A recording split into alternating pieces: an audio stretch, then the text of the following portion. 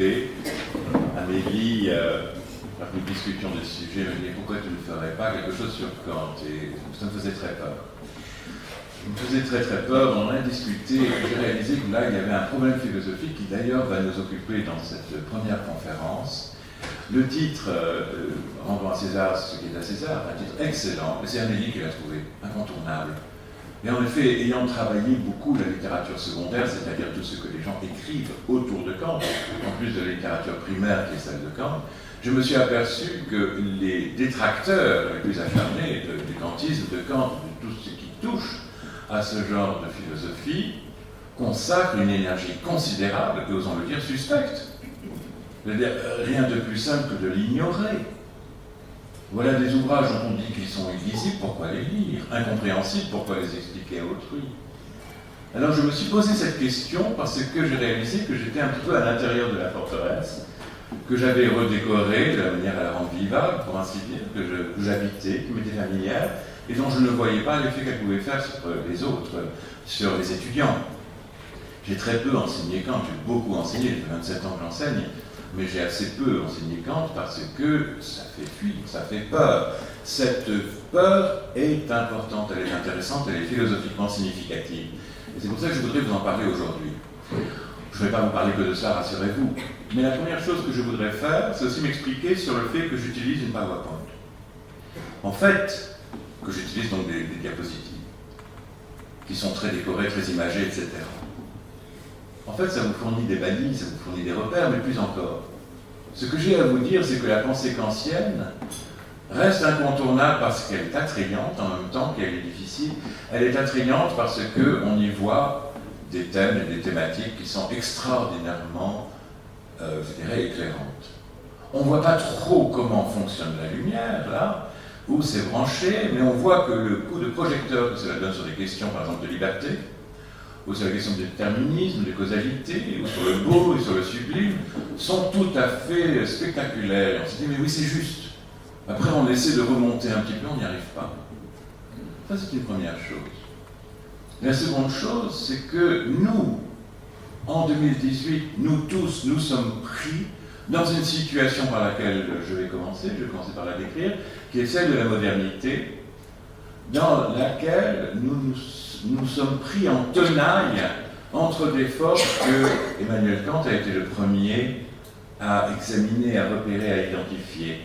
Et j'ai écouté avec beaucoup d'attention et de plaisir la conférence de Marc Roblin ce matin. J'ai retrouvé beaucoup de choses qui me semblaient consonner. Je ne vais pas faire le détail de tout cela. Hein.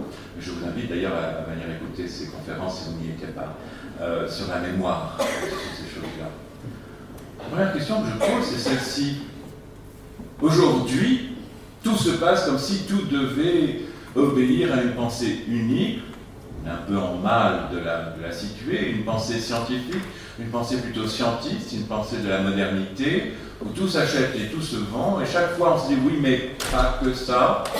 On met en scène une sorte de logique perverse dont nous serions les bénéficiaires. Tout s'achète et tout se vend, mais pas l'essentiel. La science explique tout, mais elle ne m'a pas fait de confidence. En fait, je pense que la science explique tout, mais en fait, je ne le sais pas. Il y a des médicaments pour les maux de tête, pour les angoisses, pour toutes les choses qui sont les humeurs que la vie nous inspire. Et tout cela semble être une pensée qui pense par elle-même, à laquelle nous participons un peu de loin.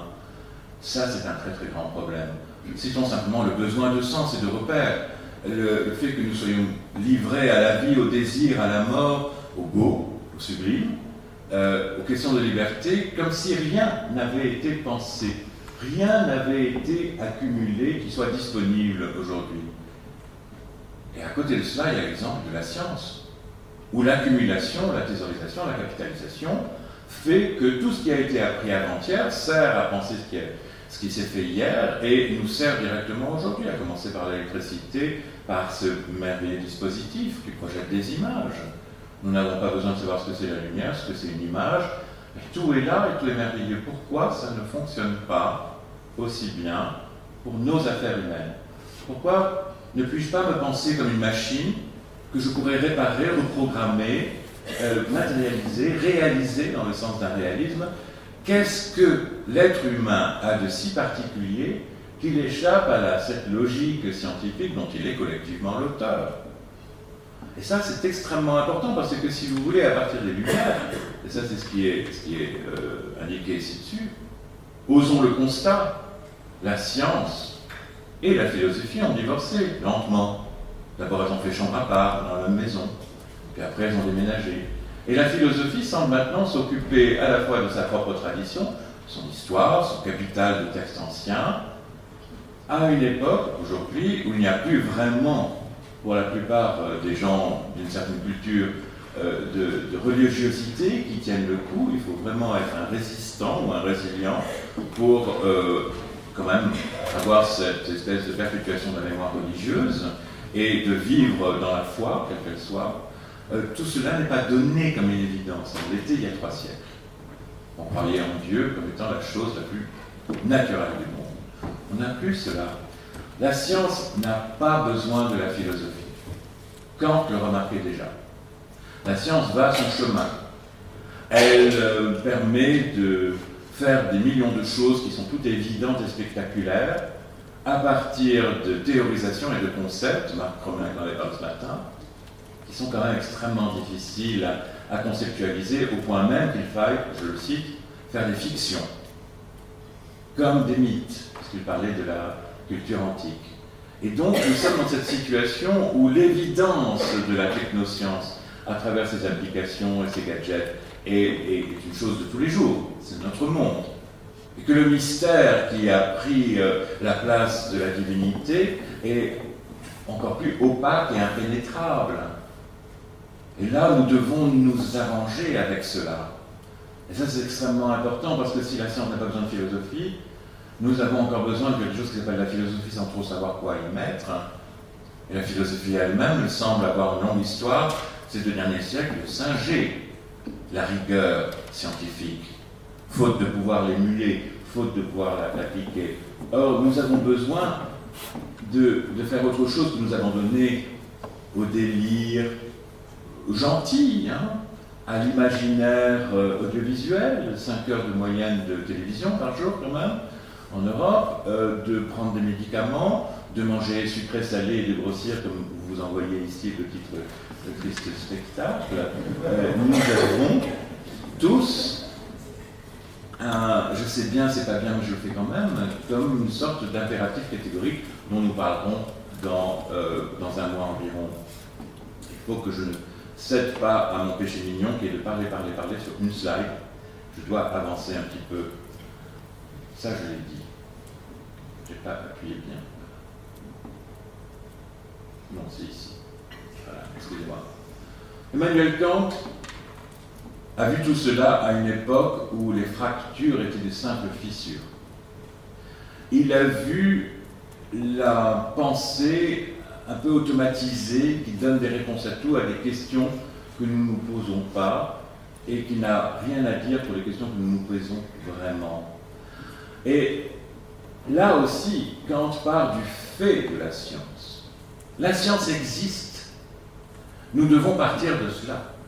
Pour lui, sa conception de la science est une chose extrêmement étroite, qui a été très très durement critiquée parce qu'elle est pauvre, elle n'est pas fausse, elle est pauvre. Il dit ceci, la science existe, elle nous donne l'exemple de l'universalité, elle nous donne l'exemple d'une validité qui va appeler a priori, tout se passe comme si la loi mathématique ou physique, comme l'attraction universelle newtonienne, une fois qu'on l'a découverte, nous réalisons qu'elle a toujours existé. Elle est a priori. Elle ne dépend pas, comme une œuvre de musique par exemple, ou de poésie, elle ne dépend pas du fait qu'il fallait un Beethoven pour écrire cette symphonie, ou de ces autres compositeurs, ou il fallait un Goethe ou un Schiller pour écrire cette poésie. Non, non, non, il n'y a pas de style. L'objectivité de la science est à la fois quelque chose qui se donne comme indépendant du fait humain, et en même temps, ça semble être ce qui reste dans toute subjectivité. C'est toi, non c'est moi, c'est toi, non c'est moi, qui l'avons inventé. Comme si toutes ces questions de subjectivité avaient été suspendues.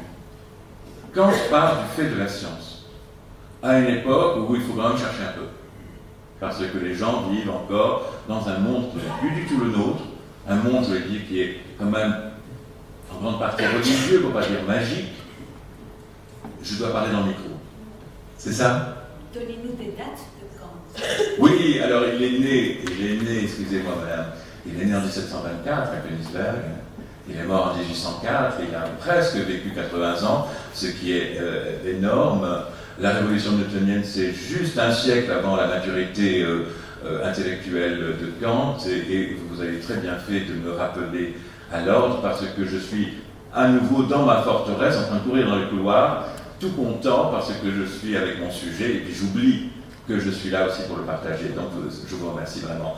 C'est l'époque qui culmine avec la Révolution française, grande catastrophe symbolique, 1789, la prise de la Bastille, le roi n'est plus aussi magique. C'est l'époque où Maupertuis, appelé à Berlin pour fonder l'Académie des sciences, met au concours des questions aussi blasphématoires que est-ce qu'on pourrait faire quelque chose pour que les vérités de la morale, de la religion naturelle, c'est-à-dire sans l'hypothèse de la révélation, puissent avoir la valeur des vérités mathématiques. C'est l'époque où, si vous voulez, le paradigme de la vérité mathématique l'emporte. C'est l'époque de la laïcisation galopante, du désenchantement, Entzeugerung, dont j'ai beaucoup parlé dans d'autres conférences, que Max Weber a bien étudié, c'est-à-dire où tout change. On ne croit plus facilement en Dieu, on doit faire un effort. On ne croit plus facilement dans la légitimité de la monarchie. On commence à se dire qu'on pourrait très bien se débrouiller tout seul, on pourrait penser par soi-même et ne pas se référer éternellement à des vérités offertes par la tradition, quelle qu'elle soit religieuse, philosophique. C'est l'époque où quelqu'un comme Newton rompt. Bien sûr, c'est l'héritier. C'est l'héritier de toute une immense procession de très grands esprits, Kepler, Galilée, j'en passe et des meilleurs. Et avec cela, nous avons le paysage. Nous sommes juste avant le romantisme, dans une période qui sort de l'âge baroque et qui rentre dans le Sturm und Drang, le pré-romantisme.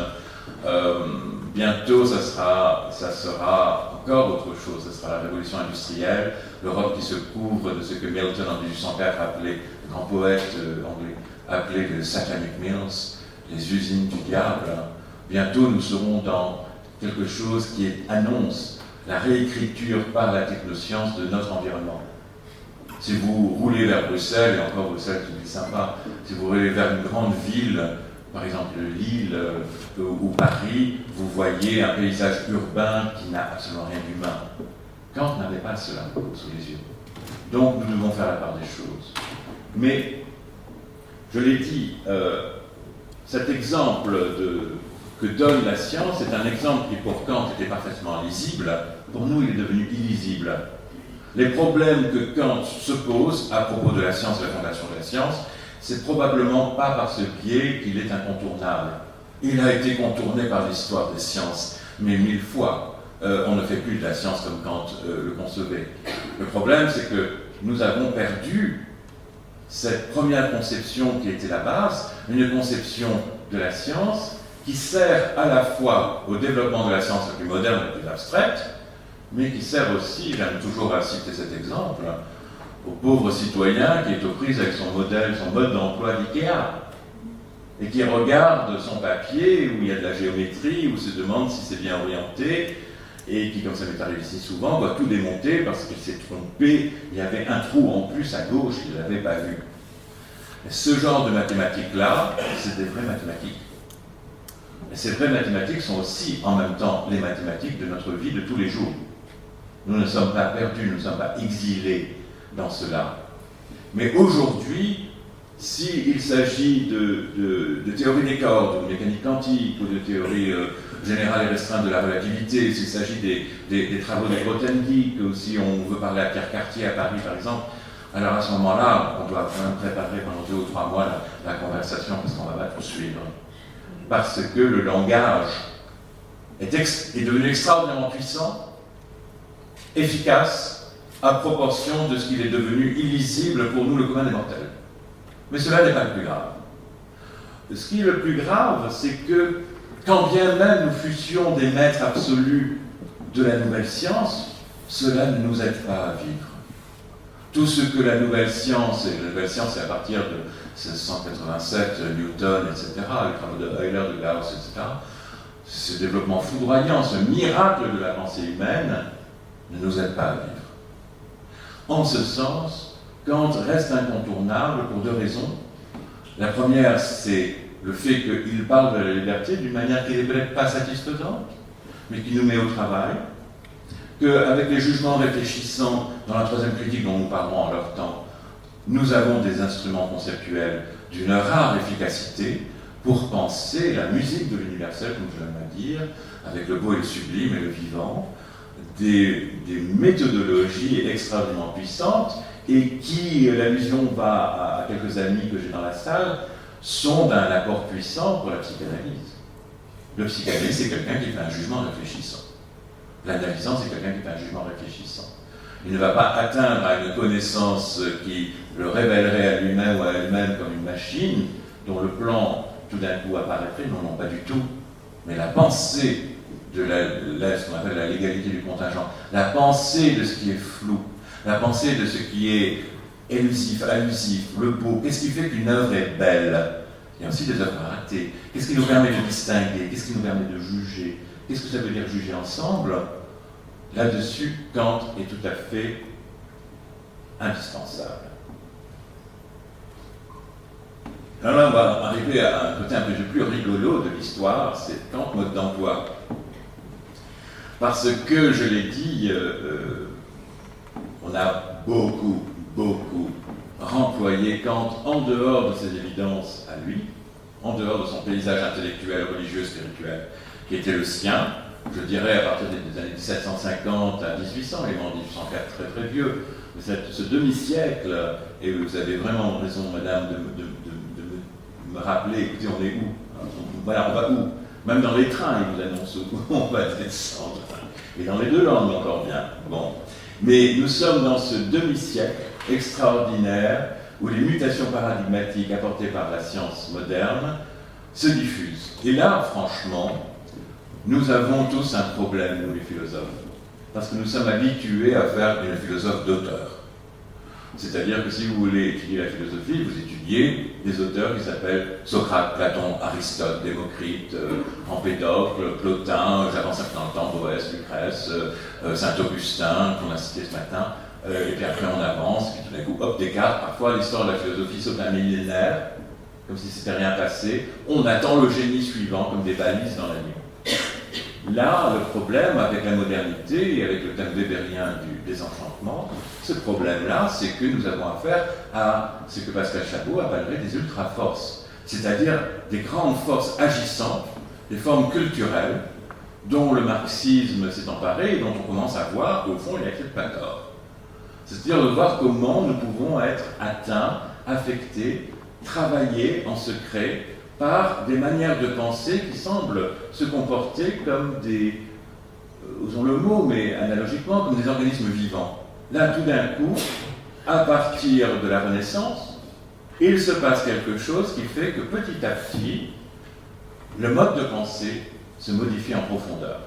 Ce n'est pas quelqu'un qui a apporté une nouvelle révolution dans le mode de pensée et qui ensuite, vu que tout le monde est super sympa à la Renaissance, le Moyen-Âge, vous le savez, va se dire, écoute, au lieu de le brûler parce qu'on a déjà brûlé le Giordano Bruno et on est à court de bois, là maintenant on va se mettre à son école. Ce n'est pas vrai.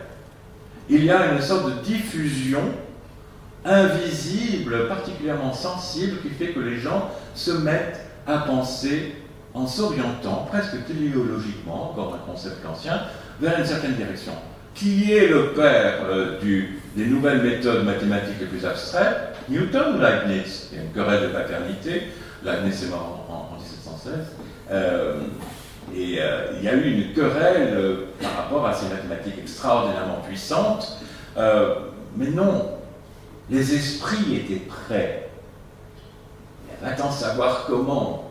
Ils étaient prêts à accepter que l'on puisse travailler avec des mathématiques qui ne sont pas immédiatement imaginables. C'est le problème de l'imagination. Toutes les mathématiques que nous faisons aujourd'hui, y compris les concepts fondamentaux de la physique, sont au-delà de la puissance de l'imagination. On n'arrive pas trop. Et d'ailleurs, tous les modèles qu'on va vous donner, qu'on donne aux enfants, vous voyez, un atome, c'est comme un système planétaire, puis après, dès qu'on arrive aux molécules, le truc qui tourne en rond, il va tourner en s'échangeant des... On ne comprend plus rien. L'image qui vous a permis de comprendre jusque-là, non pas de comprendre, d'imaginer, se heurte à un mur parce que vous devez totalement changer d'image quand vous arrivez au stade suivant, c'est-à-dire comprendre comment une molécule est possible à partir du système atomique de base. On n'arrive plus à imaginer, on développe des nouvelles manières de penser qui donnent d'extraordinaires résultats, qui permettent de prévoir le retour des marées, des comètes, de bien calculer le mouvement des planètes, de résoudre une quantité énorme de problèmes qu'on se pose en astronomie. Mais évidemment, nous sommes humains, nous avons besoin de mettre un nom sur une force. Donc, c'est la révolution newtonienne, c'est Newton le grand génie. Il était célébré comme ça de son temps. Ça va être ensuite Kant le grand génie. Il sera célébré à son époque comme étant vraiment la grande figure de la philosophie allemande. Que tous les penseurs dans l'idéalisme allemand subséquent, nous sommes dans le premier tiers, dans la première moitié du XIXe siècle, 1800-1850, mais c'est à qui va le trahir, à qui le mieux. Fichte, Schelling, Hegel, etc. Et après, ces épigones-là seront trahis. C'est Marx qui retourne Hegel, lequel avait corrigé Kant. Donc il se passe des choses qu'il faudrait penser comme étant des mouvements généraux, transsubjectifs, des mouvements culturels qui facilitent, par exemple, l'abandon de la croyance religieuse. Et qui fait que les gens qui sont dans la croyance religieuse, il y en a encore aujourd'hui, doivent faire un effort spécial, extrêmement philosophique, très spiritualisant, parce que l'évidence n'est plus là. L'évidence au Moyen-Âge, c'est bien sûr que Dieu existe, bien sûr il s'intéresse à nos affaires, bien sûr il nous voit, il sait tout, etc. Et là, le problème que Kant nous pose, et qui exige un mode d'emploi, c'est que comme tous les penseurs, il a été réinterprété, réinventé, il donne à penser. Et Kant donne à penser contre Kant. Je dirais la marque d'un grand philosophe, c'est de donner à penser contre. Vous avez Heidegger, vous aurez encore pendant 3 siècles des gens qui sont contre Heidegger et qui, pour être contre Heidegger, vont se taper la centaine de volumes de les œuvres complètes de notre ami un peu suspect en ce moment. Il faudrait aussi penser pourquoi il est suspect, il faudrait penser la suspicion. Il faudrait penser quel est ce mouvement d'idées qui a rendu le nazisme possible et la Shoah. Moi, personnellement, je m'intéresse beaucoup à la modernité pour cette raison-là, que je viens de citer. C'est pour ça que je m'intéresse beaucoup à Kant.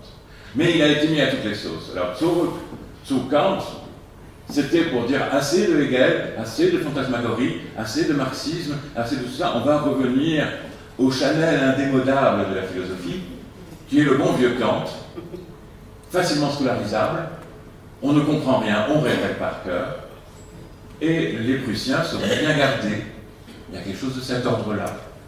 Et il est aussi le père sacrificiel qu'il faut tuer. Encore aujourd'hui, je vais vous citer, j'ai réalisé, bon ça va, je pense qu'on peut le dire, mais je vais vous le dire quand même parce que c'est trop drôle.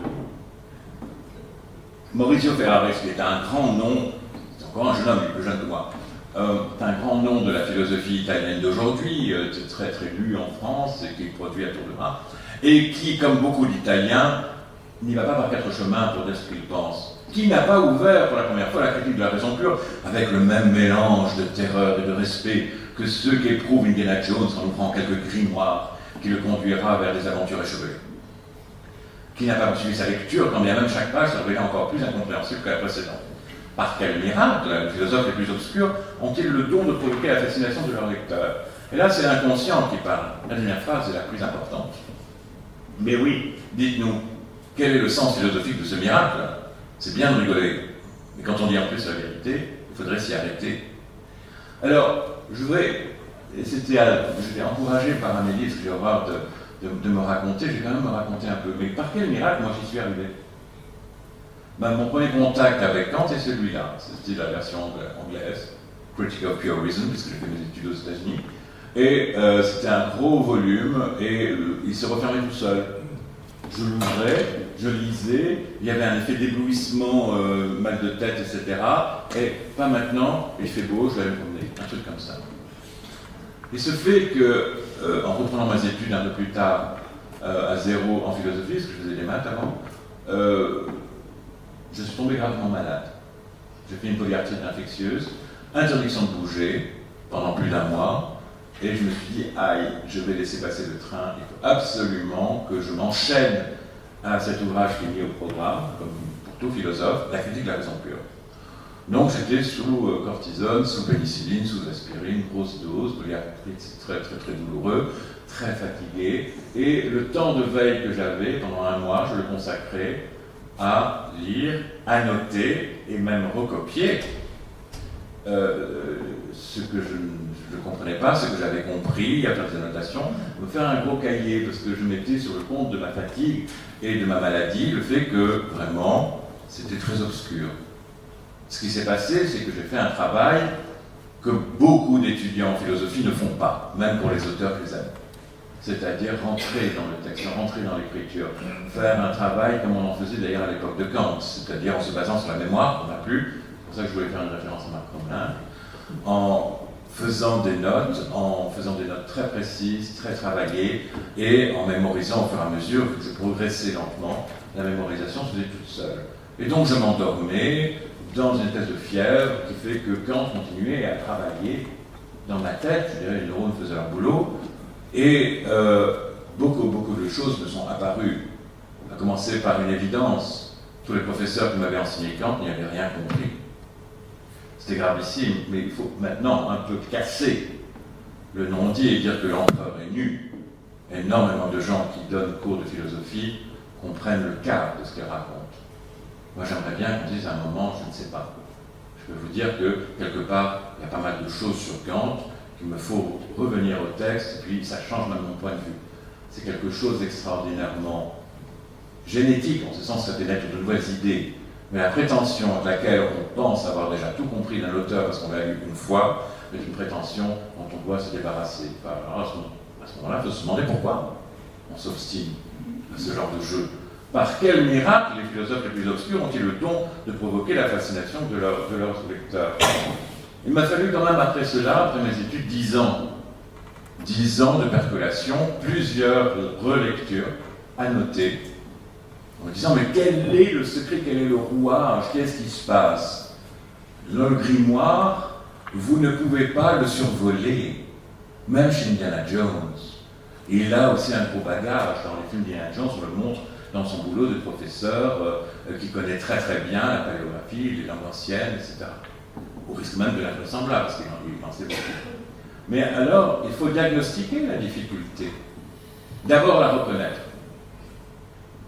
Par quel miracle les philosophes les plus obscurs, on va les citer? Est-ce qu'il n'y a que Kant qui est difficile? Non. Hegel. Je vous mets au défi d'ouvrir Hegel n'importe où et de comprendre quelque chose. Heidegger.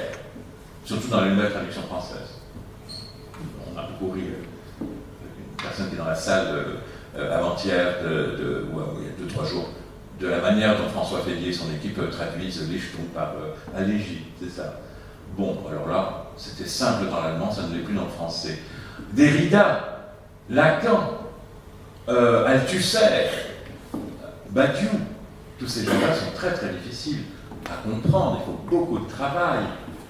Le problème, c'est que beaucoup de gens se disent, mais moi j'ai besoin, au fond, si je continue à lire non professionnellement de la philosophie, c'est pour apprendre à vivre, c'est pour réfléchir, je réfléchis déjà, pourquoi? Parce que je souffre, parce que je me pose des questions, parce que je me demande la mort dont on me parle beaucoup et dont je vois des exemples tous les soirs à la télévision par paquet de 20, c'est quoi? Et naître, c'est quoi? Et avoir des enfants, c'est quoi? Et l'amour, c'est quoi? Et la sexualité, c'est quoi? Je suis perdu, exilé dans mon monde postmoderne, et les questions les plus basiques ne me permettent pas d'avancer parce que je n'ai même plus le soutien et les béquilles d'une mythologie, des belles histoires dont les contes pour enfants sont un vague rappel. Il faut donc d'abord commencer à se demander pourquoi on ne comprend pas. Une fois qu'on a fait le travail pour essayer de comprendre honnêtement. Et comprendre pourquoi on ne comprend pas, je l'ai mis en première ligne, mais c'est très ancien ça. Kant ne dit jamais tout est compréhensible, et d'ailleurs ça tombe bien, vous avez de la chance, je suis arrivé avec des gros bouquins. Vous les lisez, et puis à un moment, le point de masse critique va se produire, ce n'est pas vrai. J'ai déjà mentionné l'imitation paradigmatique qui fait que quand on utilise un terme du XVIIIe siècle, dans le langage d'aujourd'hui, on produit des contresens. Beaucoup. Et puis, il faut tenir compte de la singularité de la méthodologie kantienne, l'architectonique, dont je vais beaucoup parler. J'ai beaucoup réfléchi à ça en me disant comment faire comprendre la difficulté de comprendre. Ce n'est pas autorréférentiel, ça. Parce qu'il ne va pas y avoir un paradoxe, une image. Puis, en réfléchissant beaucoup, réfléchir, c'est trouver aussi les images adéquates des concepts. C'est trouver des concepts adéquats à des images, mais c'est aussi le contraire. Et je me dis, ça y est. Si tout était lisible dans Kant, ça ferait très longtemps qu'il serait tombé comme une enclume au fond d'un puits. On n'en parlerait plus. Si maintenant on s'obstine à les philosophes les plus obscurs qui produisent ce miracle lorsqu'on s'intéresse encore à eux, c'est que par moment, oui, on pourrait agrandir cela, vous pourriez lire 2 ou 3 phrases. Donc tout d'un coup, il y a un moment où on comprend.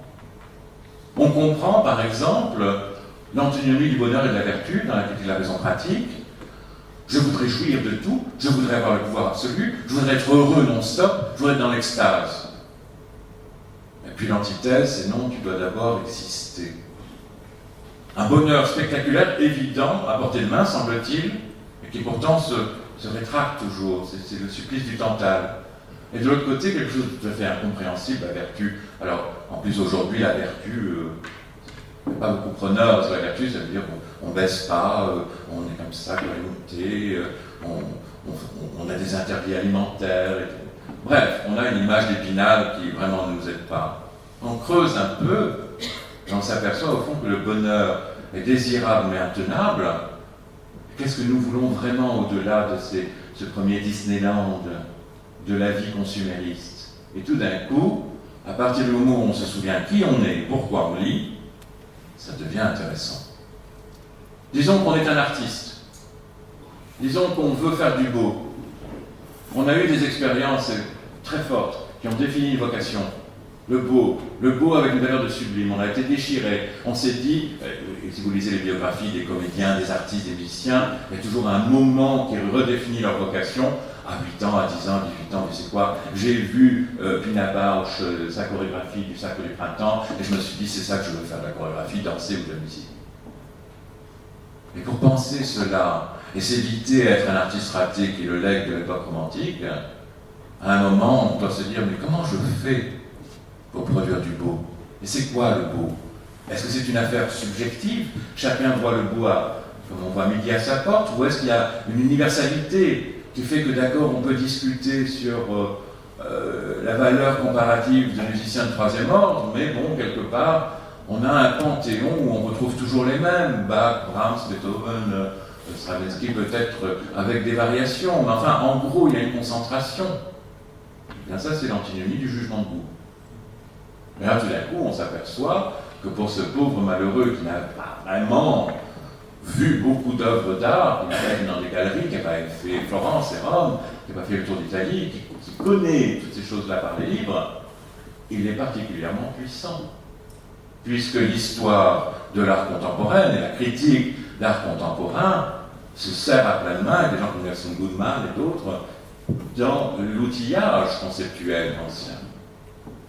Donc là, il y a des effets, si vous voulez, entre 2 brisures, entre 2 plis, on voit quelque chose de clair, puis après on va un peu plus loin, et puis l'ampoule a pété, on n'y voit plus rien. Le beau est un jugement réfléchissant qui ouvre à la conceptualité sans concept de l'entendement, parce que le sentiment de plaisir et de peine retentit à la modalité de la synthèse de l'entendement et de l'imagination. Ah ben ça ne ressemble pas du tout à l'expérience foudroyante que j'ai eue en voyant ce spectacle, ou en voyant cette femme, ou en voyant ce coucher de soleil, ou cette vue en montant à l'Acropole. Par exemple, j'ai eu ce choc quand j'étais en Grèce. Alors que je suis très très cynique et que je trouve ça kitsch, je monte les propylées, je me retourne, et je me dis, mon Dieu, c'est vrai, c'est extraordinaire, le divin, il est là. Alors évidemment, c'est... Bon, on va accepter cela parce que je suis un peu flamboyant, je dis un peu n'importe quoi, puis je suis sympa et je fais des beaux, mais tu te bases sur quoi pour dire tout cela? Un effet de papier froissé. Alors nous avons le choix. Nous allons déplier le papier froissé ou nous allons le jeter à la poubelle. Qu'est-ce qui se passe ordinairement? Je vais vous accompagner comme Stéphane Bern, on va ouvrir la petite porte, on ne voyait pas, et voir un peu backstage avec les philosophes. D'abord, on parle le kantien comme une langue étrangère, on jargonne. Je vais vous donner un exemple qui par coïncidence, est tout à fait juste, de la définition du jugement de Beau, mais en fait, je déplace l'un ou l'autre mot, on n'y voit plus clair. Donc, on parle le kantien comme une langue étrangère, on jargonne. Ça se fait beaucoup. On dit les mots parce qu'il y a quelque chose de positif. Au moins, on sait parler la langue, quelque part. On a des effets de sens, même si on ne les comprend pas soi-même. Et puis, on commence à avoir des lueurs, commence à s'y retrouver. Oui, ça va avec ça, c'est un peu comme un Lego compliqué, dont on n'aurait pas le plan. C'est dit, oui, ça doit aller avec ça, comme un puzzle. Et puis, on commence à comprendre ce que lui a voulu dire. On n'a pas tout compris, hein, on est toujours en papier froissé. Et puis, on commence à penser. Commencer à penser, c'est retrouver l'innocence de l'enfant de 5 ans. Dire, oui, mais alors attends, si les phénomènes sont doublés par des noumènes, c'est-à-dire ce qu'on voit et ce qu'on sent correspond à quelque chose qui existe sans qu'on le voit et qu'on le sent, comment tu peux en parler? Ce genre de questions, nous traiterons la fois prochaine, tout à fait légitime, il faut juste comprendre son statut. Hein. On commence à penser et on pense contre, c'est-à-dire on se scandalise par rapport à la difficulté qui correspond à ces froissements dont j'ai parlé. Et puis après, des vraies idées vous viennent. Tout d'un coup, on se sent intelligent. C'est-à-dire qu'on a fini, ça m'arrive souvent, sous la douche notamment, où je suis en train de me frotter les cheveux, et puis tout d'un coup, il y a des tas de trucs qui me viennent dans la tête, et puis je me dis, mon Dieu, c'est ça. Je n'avais pas compris tout de suite. Les nœuds se font, il y a une grande joie, parce que je pense que la philosophie, c'est d'abord, je suis très deleuzien de ce côté-là, un grand bonheur. Un grand bonheur. Malheureusement, j'écris des livres qui ne me donnent pas beaucoup de grand bonheur. Ça, je m'en excuse, mais bon, je fais d'autres choses qui peut-être compensent. Et je voudrais avoir le temps et l'énergie de faire des livres qui pourraient faire partager ce bonheur. Là, je dois balayer devant ma porte. Mais ces grandes idées qui tout d'un coup vous viennent et qui vous font sentir intelligent, bien souvent, c'est à partir de ces idées que vous dites non, Kant n'a pas tout vu, comme si on avait tout vu de Kant, et on commence à échafauder quelque chose qui tient la route, qui se nourrit de lui-même, qui croît, qui va croître comme une nouvelle plante, et qui fait que tout d'un coup nous avons une fiction mythopoétique de celle dont Marc Collin parlait, ces fictions qui nous aident à vivre. Ça y est, j'ai une théorie sur la liberté. Ça y est, j'ai une théorie sur le beau. Ça y est, je sais qu'est-ce que ça veut dire créer. Ça y est, etc. C'est toujours un début, hein. C'est pas tout de suite le système qui sort comme un tiroir, hein, dans lequel on peut ranger des choses. Mais alors la question de la méthodologie se pose, parce que tout d'un coup on a ce flamboiement, cette expérience esthétique, soit à l'occasion d'un spectacle ou d'un événement, émotionnel, à partir d'un traumatisme, d'une histoire d'amour qui finit mal, d'une rupture, d'un deuil, bon, toutes ces choses qui poussent à penser, et on avance, mais ça ne veut pas dire que tout d'un coup, on a quelque chose qui tient. On risquerait d'être un Don Juan du concept. Aujourd'hui, je pense ceci, mais demain, je penserai cela. N'est-ce pas? Et ça nous ramène au caractère incontournable de Kant. Il y a une très très grande détresse aujourd'hui sur la philosophie qui pense, pas celle qui répète ce qui a déjà été pensé il y a 2 siècles, il y a 1 siècle, il y a 50 ans. Pas cette politique des grands auteurs, des grands gourous, des grands Yoda, parce que nous avons tous besoin de Yoda, hein, on ne peut pas commencer à cracher dans la soupe, nous avons tous besoin d'un prophète. Il a dit, il y a des tas de gens qui, sur leur nom, Michel Onfray, Badiou, etc., à tort ou à raison, attirent énormément de monde. Et c'est très bien. Mais nous avons aussi énormément besoin de nous rassurer. On n'a pas tout compris, mais lui, il a l'air de savoir de quoi il parle. Ouf, au moins quelqu'un qui y comprend quelque chose. C'est comme si mon GSM tombait en panne, je suis certain qu'il existe au monde quelqu'un qui pourrait me le réparer. Malheureusement, il n'habite pas Bruxelles, ni l'Europe, ni cette terre, je ne sais pas trop. Aujourd'hui, pour ce qu'il s'agit de penser, créer du concept formule deleuzienne, tout le monde est inspiré sur le mode de l'improvisation. La difficulté, c'est de passer de l'improvisation, aussi séductrice qu'elle puisse être, hein, à l'œuvre construite, l'œuvre qui tient, l'œuvre qui est partageable. Parce que votre symptôme, personne n'en a envie. Chacun est occupé avec son symptôme. Hein. Oh, moi aussi, j'ai beaucoup souffert. J'ai sorti les poubelles ce matin, il n'y avait plus le vent, tout est répandu, j'ai passé une demi-heure à tout ramasser. Alors ton cancer, merci. Ça, c'est la vie d'aujourd'hui. Que j'ai un peu, de manière provocante, avec une petite vignette pour mettre un peu d'air, animé, on va dire. Le problème, c'est que l'absence de communication, qui est une sorte de forme culturelle aujourd'hui, et qui a des moments où il y a de la communication, il faut le dire, fonctionne d'une manière qui est de moins en moins structurée. La pensée nouvelle a du mal à se structurer. Il y a un vrai problème de méthodologie aujourd'hui. Il y a un vrai problème de savoir comment on peut penser. Si on arrive à penser la pensée de manière à ne pas se livrer aux erreurs qui se mélangent aux bêtises et qui se mélangent aux bonnes idées dans ce qui nous vient au coin du café du commerce, alors c'est difficile de fonder la citoyenneté. Hésiode, pour rester dans le climat que Marc Romelin avait évoqué, Hésiode fait dire à ses muses, nous racontons beaucoup de belles histoires, et parfois nous disons même la vérité. Comment vous allez faire pour vous débrouiller pour trouver la vérité dans toutes les belles histoires? S'il s'agit de sauver notre planète, s'il s'agit de refonder la citoyenneté, s'il s'agit de savoir comment élever ses enfants, s'il s'agit de savoir si Big Data c'est bien, etc., etc., il y a un moment où juste ça m'est sorti comme ça ne suffira pas. D'effacer le papier, j'ai commencé, c'est un petit rappel là, par nous dépeindre sous les traits des héritiers exilés, spoliés de la modernité, à cause du divorce entre la rationalité scientifique et ce qui pourrait être l'irrationalité non scientifique qui décrirait notre manière de vivre, notre manière d'aimer, notre manière de réagir, notre propension à la bêtise et à la méchanceté, qui vient de l'oubli, encore une fois. C'est encore une citation de Marc Romelin, je ne devrais pas écouter les conférences des autres avant de venir faire la mienne, parce que je finis par faire un commentaire, mais c'est pas grave. C'est un homme extrêmement estimable. Ce divorce, il est où chez Kant? Premier philosophe, je l'ai dit. Alors, petite citation. Et on va voir une nouvelle couche de problèmes. Je lis la traduction qui est dans la Pléiade du au Père Marty, sur base de Barney de Lamarre, etc., de Barney Archambault, et il s'est fait aider de Jean-Louis de Lamarre. Je devrais donc suspendre le savoir pour trouver une place pour la foi.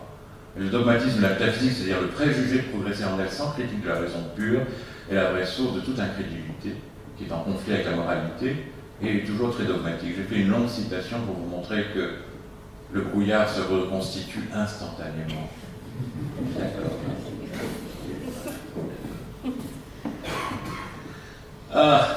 Quand vous traduisez quelqu'un qui n'habite pas votre monde, vous êtes tenté de traduire oracle par GSM. Et ça ne va pas. Parce que l'époque des oracles, ce n'est pas l'époque des GSM. Entendre à distance des voix, n'est-ce pas? Pro-fémi. Nous avons le GSM. Eux, ils avaient les icônes miraculeuses, nous avons la photo. Alors, on va reprendre cela. Also, das Wissen, le savoir, c'est-à-dire l'acte de savoir, au sens le plus large. Aufheben. Quel mot! D'abord, c'est un mot courant de la langue allemande, donc on va commencer à faire du technique. Aufheben, alors j'ai interrogé mes amis allemands, vraiment pour aller très loin. Quand vous aidez quelqu'un à monter à cheval, que vous faites la courte échelle, aufheben. Vous le portez hors. Ce n'est pas supprimer. Moi, j'ai mis suspendre ici, dans le texte original de la Pléiade, la Gallimard, la édition très chère, c'est supprimer. On ne supprime pas le savoir. C'est insuppressible. Il est là. Je l'ai dit et répété. Il faut suspendre. Il faut, voilà, allez, écarte-toi que je passe avec mon plat d'akouski. Ah, vous faites. C'est pas, je t'expulse. Pousse-toi un peu que je passe avec mon plateau. Pour la foi, c'est la foi mal traduite. C'est pas Treu, là c'est Glauben. Glauben, c'est un rapport au savoir, à tenir pour vrai, qui est tout à fait différent du savoir qui peut être démontré. Je crois, mademoiselle, que vous êtes très belle. Je ne saurais pas le démontrer scientifiquement. Réponse de la belle, oh, vous savez parler aux femmes, vous. Mais le Glauben, c'est au fond ce que nous utilisons tout le temps dans notre vie.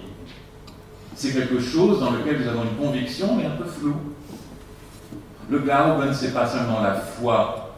Oui, c'est aussi la foi religieuse, dans une évidence que le Christ est ressuscité, qu'il a fait tout ça pour nous sauver, etc. Mais bien sûr, hein, la certitude sensible qu'on trouve chez Platon dans l'allégorie de la caverne pistis va devenir la foi en grec dans la théologie des premiers siècles.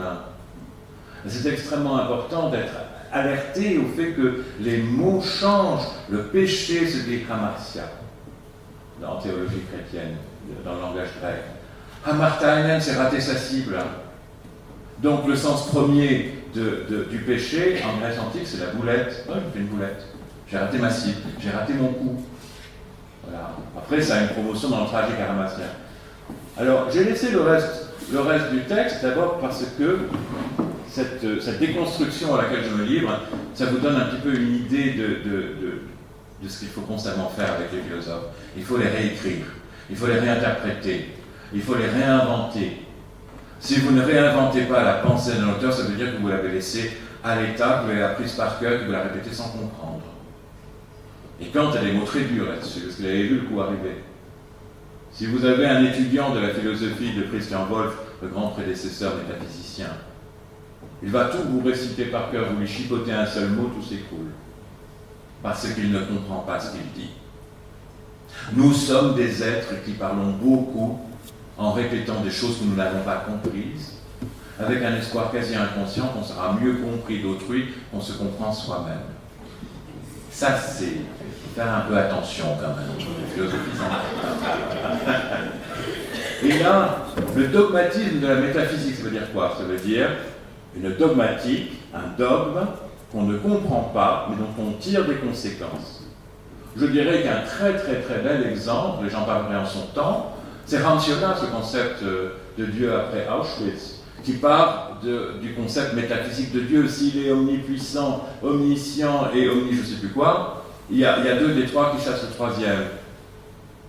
Mais ça ne correspond pas du tout aux expériences vécues. C'est une pétrification scolastique d'un concept qui a 2000 ans au compteur et qui n'était pas construit de cette façon-là. Et là, nous sommes dans le dogmatisme métaphysique. Donc, au sortir de cela, rien n'est possible, bien sûr, parce qu'on n'a rien compris au départ. Parce qu'on n'a pas compris qu'il y a différentes formes de compréhension. Celle qu'on réserve à la science et celle qu'on réserve à la vie. Wissen, Glauben. Et pour mettre ça en langage un peu jeune, je rephraserai Kant en disant « J'ai dit à la science de la ramener un peu moins, pour que je puisse quand même passer avec mes problèmes à moi, ma manière de croire, ma manière de douter, et tout ce qui s'ensuit. » Et là, le dogmatisme, je reprends maintenant le commentaire de ce passage, le dogmatisme de la métaphysique, c'est cette pensée pétrifiée qui est la source, selon Kant, de l'incrédulité religieuse. Plus vous serez métaphysique et dogmatique dans la religion, plus vous perdrez aux fidèles. Je dirais à contrario, pour quand même donner un petit peu un nuance d'espoir, plus vous chanterez à l'église et vous ferez chanter, plus les gens croiront, parce que le chant est une expérience immédiate de spiritualisation. Ça, tout ça, j'ai à peu près dit.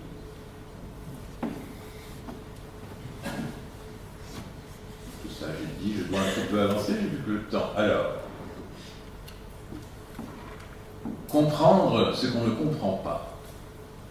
Comprendre qu'il y a quelque chose qu'on ne peut pas comprendre de la même façon que, comme d'habitude, pour citer Claude François. C'est juste pour voir si vous m'écoutez encore. Parce que je réalise que je passe avec mon rouleau compresseur, et donc de temps en temps je fais des petites feintes, et aussi ça me permet d'avoir moins peur de moi-même aussi. Je cite un passage ici, il est dans les slides, dans le PDF qui est mis à disposition sur le site. Je ne vais pas vous infliger encore une fois une lecture, parce que je veux vraiment avancer. Kant dit ceci, il dit, vous donnez à un philosophe métaphysicien qui ne raisonne que sur des concepts, vous lui donnez le concept d'un triangle. C'est quoi un concept d'un triangle? C'est la figure délimitée par 3 lignes en intersection. Il y en a 3. Vous avez le concept de ligne, vous avez le concept de 3, vous avez le concept d'un plan, et vous avez un concept d'un triangle. Le philosophe est devant ce triangle comme un lapin devant le camion. ne sait pas quoi faire. Vous le donnez au géomètre, et aussitôt, j'arrive pas à retrouver ce que je le fais de mémoire, aussitôt, il va construire des lignes, il va construire son concept, il ne va pas juste construire le triangle. C'est l'erreur de lecture qu'on fait tous. La géométrie euclidienne, pythagoricienne, dont on a encore une fois beaucoup parlé ce matin, mais c'est ça, c'est un processus par lequel vous avez votre triangle, vous tracez des parallèles, vous faites valoir des équivalences, vous mettez en évidence des choses que tout le monde a faites, toutes ces choses que vous avez faites quand vous aviez entre 8 et 10 ans. Je dirais dans notre génération, la mienne en tout cas. Je me souviens très bien qu'on a fait de la géométrie euclidienne, tant et plus, et que c'était simple. On voyait bien le triangle, on voyait bien les lignes en plus, on voyait bien les parallèles, on voyait bien comment on pouvait montrer l'équivalence des angles. On mettait en évidence, c'était quelque chose qu'on disait, mettre en évidence. Le philosophe ne comprend pas ce que le géomètre fait. Et ça, c'est un point de départ pour la critique dévastatrice que Kant opère des philosophes du texte, qui raisonnent comme des comptables, ou mieux encore comme des juristes, c'est-à-dire avec une logique argumentative qui était le fait de la grande métaphysique, où on se donnait des hypothèses dont on ne réalisait pas avec leur valeur d'axiome qu'elles menaient à rien, ou qu'elles menaient à des gros problèmes, et on rentrait dans les très gros problèmes. Ça, c'est ce que je montrerai la fois prochaine. Le problème, c'est que quand on voit ça, la table des catégories, bien, l'autorité terroriste, non pas de Kant lui-même, qui était un bon garçon, mais du kantisme scolaire prussien, du savoir-pouvoir foucaldien, de Cagne et Hippocagne en France, des grandes écoles où on parle très bien, etc., fait qu'on n'osera pas poser la question d'enfant de 5 ans. Dis-moi, papa, pourquoi il y a 4 groupes de 3 mots? Pourquoi il doit les disposer graphiquement? La première chose que je vous demande de réaliser, c'est que vous n'avez pas la réponse à cette question, mais c'est une vraie question.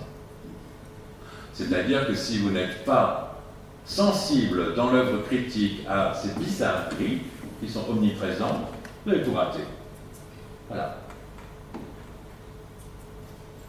Alors maintenant, ok, on a vu ce qu'il ne faut pas faire. Vous aimeriez bien que je vous dise qu'est-ce qu'il faut faire. Et c'est ce que je vais m'employer à faire. Kant appartient à un paradigme vénérable, très vieux, très ancien, très puissant, qui est encore aujourd'hui en activité. J'ai parlé du pauvre citoyen qui a acheté un meuble chez Ikea et qui ne s'est duré plus jamais. Il déploie le papier, il essaie de s'y retrouver, et tout est en géométrie euclidienne, tridimensionnelle, parfaite. Ça demande un certain œil. La conception que Kant se fait de l'intuition, de la science, du savoir, est pré-moderne.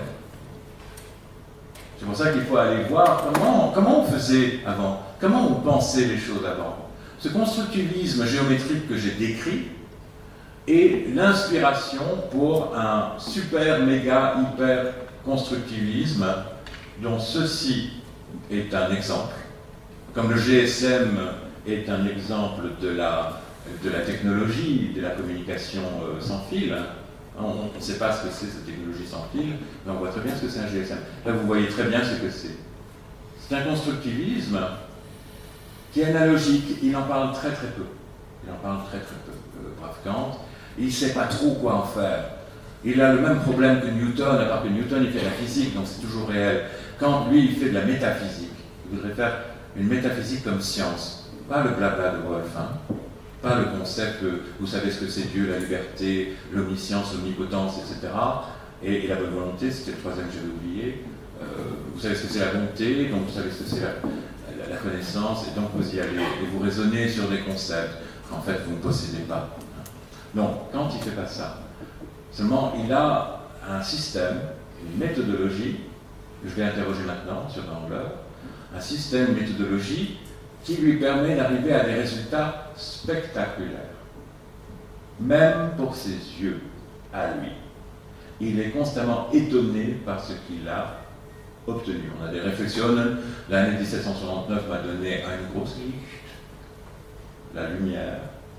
On a ce passage, Thalès, le premier géomètre qui a décidé, révolution copernicienne, de tracer, d'inventer, d'artificialiser son savoir géométrique et de tomber juste, a eu une Grosslicht, encore une fois, une grande lumière.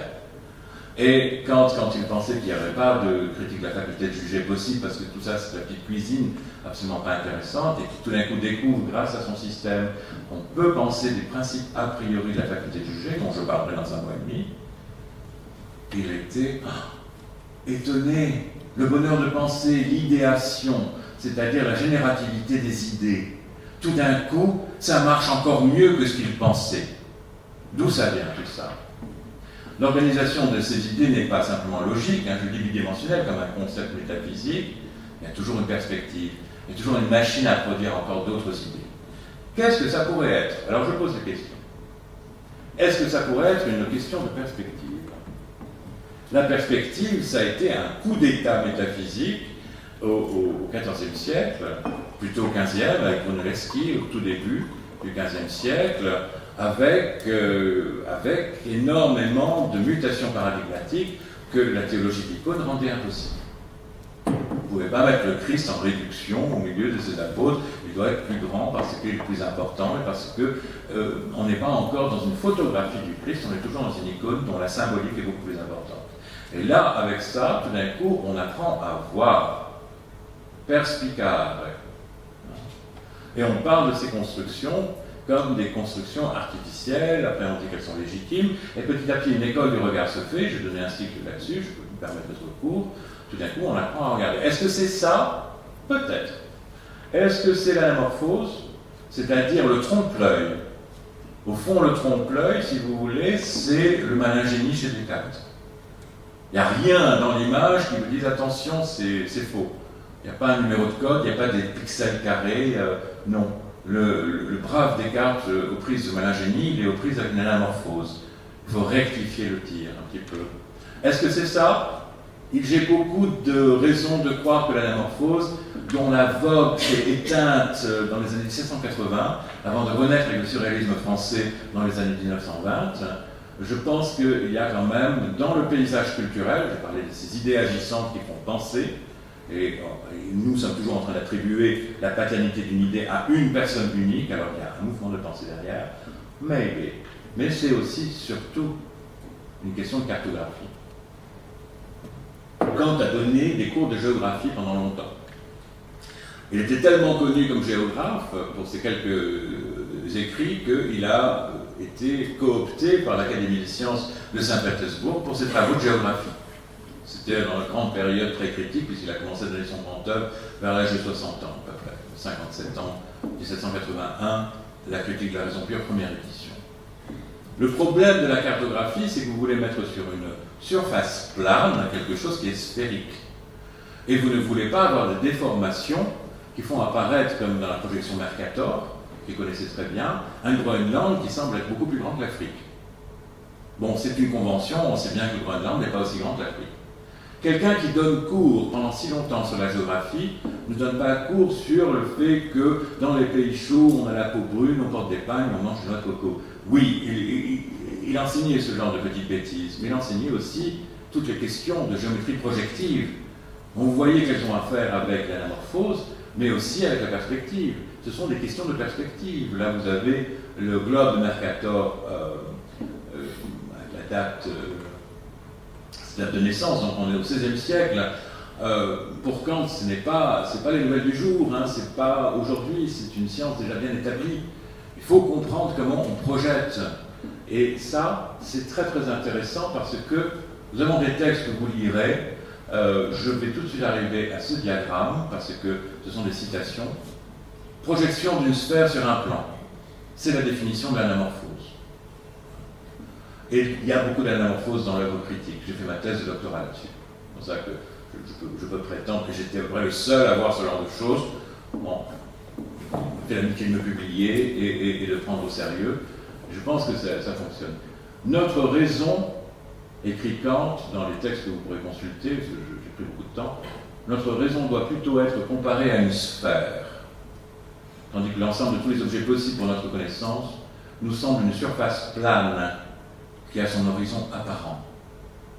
Et là, tout d'un coup, mais voilà, avec cette image qui me permet de penser, Et non plus cette pensée avec laquelle je me débat et que je ne suis vraiment capable que de répéter mot pour mot sans la comprendre, avec cette image, l'horizon apparaît, mais ça va, j'ai déjà été à Ostende, je regarde la mer et j'explique à mon gamin que non, il n'y a pas une ligne sur laquelle les bateaux vont se mettre comme les oiseaux sur la ligne électrique. L'horizon, c'est quelque chose que tu vois réellement, mais qui n'est pas un objet réel qu'on pourrait découper en morceaux et ramener à la maison. Il est tellement beau cet horizon, donne-moi. Parce que le soleil est tombé derrière l'horizon comme on fait glisser un papier derrière l'autre, et pourtant c'est l'illusion qu'on en a. Or, la logique chez Kant de la vérité est doublée par une logique de l'apparence, dans laquelle ces effets d'horizon sont constants. Et cette question du rapport de la sphère au plan, c'est une image qui vient de la dialectique transcendantale.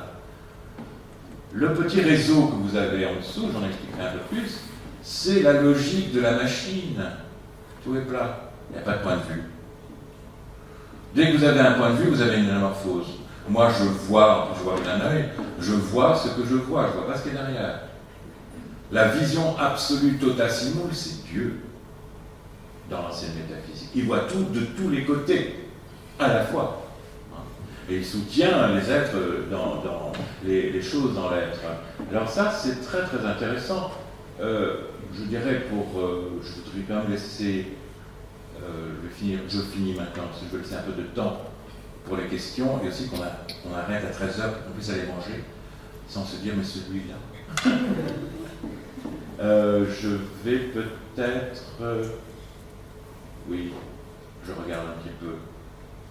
Je vais faire ça. Faire un slam dans le public. Pourquoi Kant est incontournable? J'avais fait des études mathématiques aux États-Unis et que ma première petite amie sérieuse était philosophe et qu'elle voulait absolument se payer un mathématicien pour devenir mathématicien. Et puis bon voilà, la teinture s'est faite dans l'autre sens. J'avais appris la philosophie telle qu'on l'enseigne dans les écoles de philosophie analytique aux États-Unis. On disait dans les années 70, la philosophie, c'est un vent de poussière que vous allez soulever de vos pas. La citation est de Barclay. C'est-à-dire qu'en fait, c'est bidon, c'est pipeau, c'est charlatanesque. Nous, ce qu'on croit, c'est la bonne pensée positive, $1, c'est $1. Et moi, j'étais arrivé armé de cela, avec ma culture de lecteur vorace, avec ma curiosité, avec mon côté « je m'en laisse pas compter », justement. Et j'ai passé mes premiers examens en récitant, avec beaucoup de bonhomie et de bienveillance, des pensées que je trouvais intéressantes, mais pas vraiment convaincantes des uns et des autres. Et je suis tombé sur un bec avec Kant. C'est-à-dire qu'il résistait à ce nihilisme méthodologique qui commence par dire la philosophie c'est un truc de bonne femme, donc gros stéréotypes, etc. Nous les mecs on fait ingénieur. Mon père est ingénieur, mon fils est ingénieur. Et là vraiment, je me suis accroché parce que ça résistait. J'ai horreur qu'on en résiste. Il y avait quelque chose là qui me donnait à penser, et qui me donnait à penser des problèmes que je me posais en mathématiques. Parce que je me posais des problèmes en mathématiques. C'était les mêmes problèmes qui se posaient. Je ne vais pas rentrer dans le détail. Et puis, une chose menant à une autre, j'ai découvert Hegel qui m'impressionne énormément, et je pense que Hegel est la réponse à tout ce qui manque chez Kant. Ça, nous verrons en son temps. J'ai beaucoup réfléchi, mais les premiers exemples dans la raison pratique sur le mensonge m'ont fait rigoler. C'est pas bien de mentir. Je me dis, mais il a 2 ans, le type, ou pas? Enfin, si on commence à dire à sa copine qui te demande « tu m'aimes ?» en réponse, en fait, je ne possède pas le concept, moi j'aime bien tirer un coup de temps en temps, puis c'est bon. C'est la vérité. Mais vous allez tuer les gens. Vous n'allez pas réaliser que cette vérité un peu bêtement entendue est une arme fatale, qu'en fait vous dites toujours beaucoup plus et beaucoup moins que ce que vous pensiez. Et c'est seulement, je me mets en scène comme étant un naïf, indécrottable et un peu un narco-rebelle, grande gueule, comme je pouvais l'être adolescent. Et puis en réfléchissant, mais vraiment intensément, et d'ailleurs en découvrant les travaux des psychanalystes, en lisant Derrida, en lisant Lacan, on m'avait invité pour des séminaires, Je revenais à ça, ça restait accroché. Quand ça reste accroché dans notre tête, les psys vous diront c'est que c'est important. Revenez-y. Je me dis, mais c'est vrai. Si vous mentez, vous vous détruisez. Après, la question politique se pose, naturellement. Hannah Arendt, on en avait parlé il y a 4 jours, ne recommanderait pas qu'en bon kantien, on livre les juifs qu'on cache à la première demande de la police nazie. Mais c'est pas ça le problème. Le problème, c'est est-ce que vous êtes content de votre logique perverse? Je sais bien que c'est pas bien, mais quand même, c'est pas pour une fois. Qu'est-ce qui se passe dans votre construction? Comment pouvez-vous vous peindre sous les traits de quelqu'un de vertueux si vous n'avez jamais fait cet effort? Pour prendre une image, je terminerai un petit peu sur un truc pour faire sourire. Sous ces 30 kilos de surpoids, je parle de moi là, il y a sûrement un corps sublime. Mais pour le savoir, il faudrait que j'y travaille. Je vous remercie, mesdames et messieurs.